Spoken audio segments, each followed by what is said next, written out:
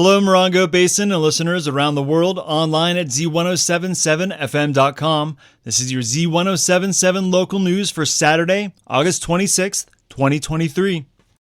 San Bernardino County Sheriff's Department will be out tonight from 4 p.m. to midnight looking for drivers suspected of driving under the influence.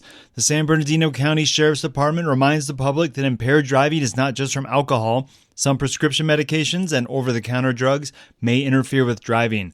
While medicinal and recreational marijuana are legal, driving under the influence of marijuana is not. Drivers caught driving impaired and charged with a first-time DUI face an average of $13,500 in fines and penalties, as well as a suspended license.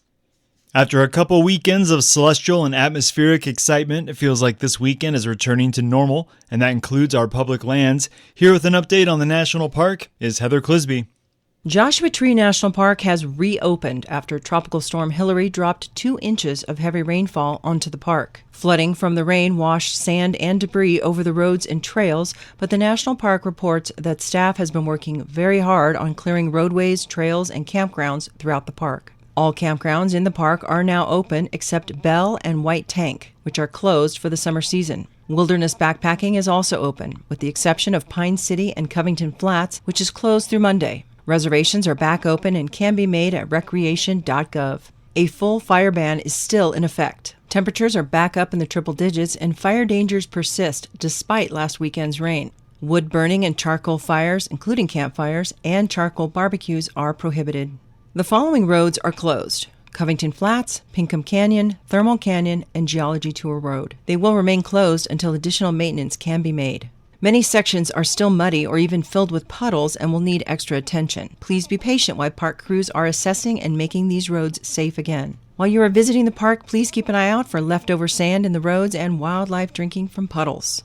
For the most up-to-date information about current road conditions in Joshua Tree National Park, visit their website. Look for the links in this story at Z107.7fm.com. Reporting for Z107.7, this is Heather Clisby.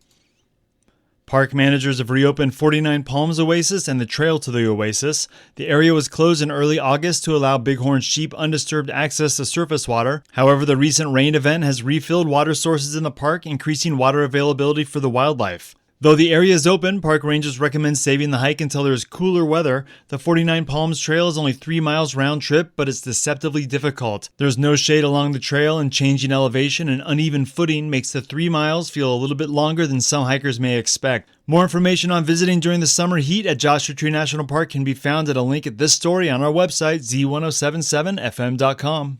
The York Fire in the Mojave National Preserve is at 100% containment. The fire burned 93,078 acres of desert and was then subsequently hit with Tropical Storm Hilary like the rest of the high desert. All roads, campgrounds, visitor centers, trails, and other facilities are closed to all vehicles at this time. Don't cross barricades or follow third-party navigation into the park.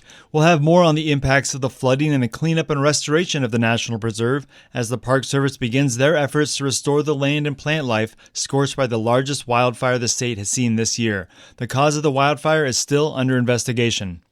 The Yucca Valley Senior Center and Senior Club are putting on a dance night tonight, featuring the Hot Rod DeVilles, playing timeless country and rock and roll hits. The band is local to the Morongo Basin and features resident talent who are often referred to as the local country boogie band. This Saturday night dance, hosted by the Yucca Valley Senior Club, will include a light dinner provided by West Coast Gourmet Hot Dogs, featuring traditional picnic favorites. Enjoy great music, dancing, and dinner for only $10 admission per person. That's being held at the Yucca Valley Senior Center from 6 to 8 p.m. tonight at 57088 29 Palms Highway. In case you haven't heard, the auxiliary of the 29 Palms Eagles is having an old-time ice cream social this Sunday at 2 p.m., and they'll be serving everything from ice cream cones to banana splits with shakes and delicious sundaes, all to tempt your sweet tooth. Come on down and join in on the fun. This is one of the many fundraisers that the 29 Palms Eagles put on to help benefit our local charities. That's Sunday at 2 p.m. at the Eagles Lodge in 29 Palms. Tropical Storm Hilary hit some of us harder than others, and for one very special tree here at the radio station, this tropical storm was its last. Here to pay his respects to a longtime coworker is Gary Daigneault. Already the victim of bad driving, Tropical Storm Hilary was the final straw. Since 1989, when Z107.7 first went on the air, morning show co-host Les Taylor would refer to the weather palm as our indication of wind direction and intensity. His references to the palm tree in front of the Joshua Tree Studios over the years made it one of the unique parts of our quirky desert lifestyle. In the summer of 2022, a sloppy truck driver hit it and had remained at a 30-degree angle, albeit still flourishing. Alas, the winds of Hillary proved too much for the struggling plant and was found on the ground, partially on Hadley Road, Monday. Listeners are invited to drive by the location, give it a final honk goodbye before work crews arrive to take it to its final resting place. For Z107.7, I'm Gary Dignon. Thanks, Gary. Since he reported that story, the fallen tree has been cleaned up off the street and is reportedly living on a nice farm out in the country. And that's your local news. You can hear local news 7 times a day, 7 days a week at 7, 8, 9, noon, 4, 5, and 6. More Morongo Basin residents get their local news from Z107.7 than any other source. Reporting for the Morongo Basin News Leader, the award-winning Z107.7 News, I'm Robert Hayden.